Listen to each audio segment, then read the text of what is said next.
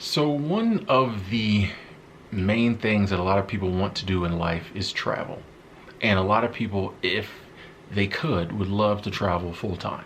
They would love to constantly be on the road, seeing new places, meeting new people, having new experiences. But if you ask people why they don't do it, the number one answer is money. The number two answer is time, but that's basically the same thing because most people don't have time to travel because they're working to get money. So money is typically the number, one and two reasons why people don't ever travel or travel full time. So I want to make this video and talk about a method that I discovered about 3 years ago that allows me to travel full time without a lot of money.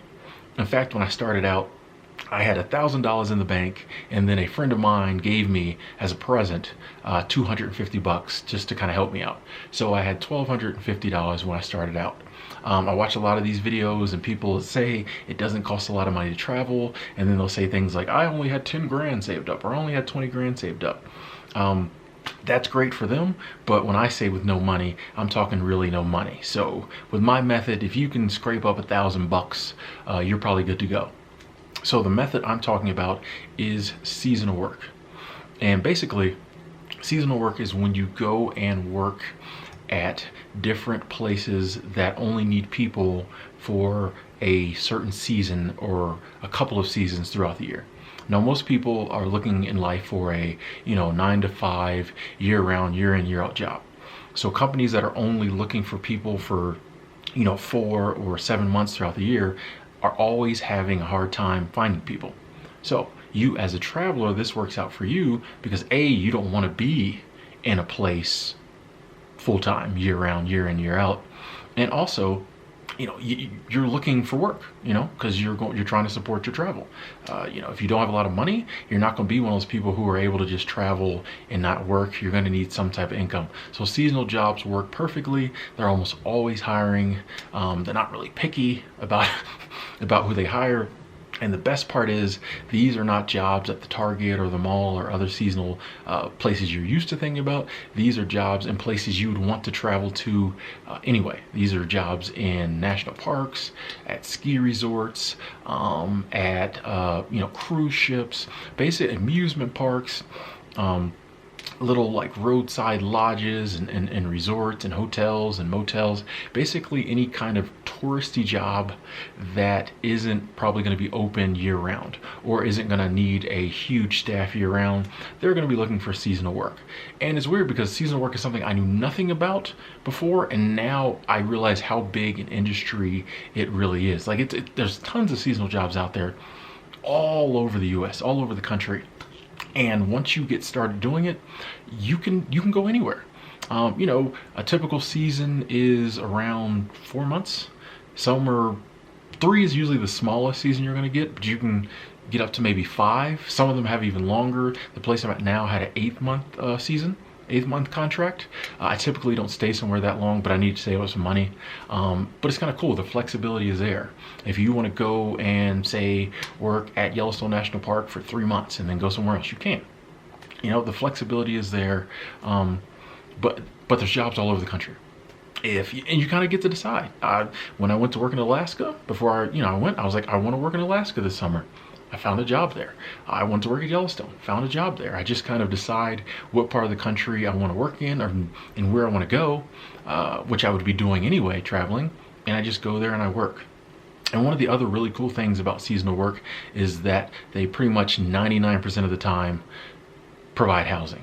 And when you're traveling, housing is your biggest expense. Like that's where all your money goes, is finding places to stay. So when you're doing seasonal work, not only do they give you a job and pay you, but they also provide housing. Now, I'm not going to say it's the best housing. Typically, you're going to have one roommate at least, but they do provide housing at a very small cost. I'd say the average is around like $10 a day, and a lot of times that will include, room and board.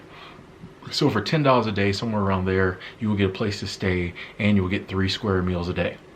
A lot of the bigger companies and a lot of like national parks, that's the system they're on. So when I worked in Yellowstone, I had a place to stay and I got 3 meals a day, breakfast, lunch, dinner, sometimes snacks in between. So it takes away like your biggest expenses of traveling. All you have to really do is show up and work. You'll have a place to stay. You'll have food to eat, and you get money in your pocket because you don't have to spend any money when everything is taken care of. That's why you don't need a lot of money to do it. I actually left my first seasonal job where I arrived with $1,250 and I left with like 3 grand, because I didn't have to spend any money. My checks I just put in the bank, you know? So that allowed me to have money to do some traveling between the summer season and the winter season when I went to my next seasonal job. And when I got there, I was back down to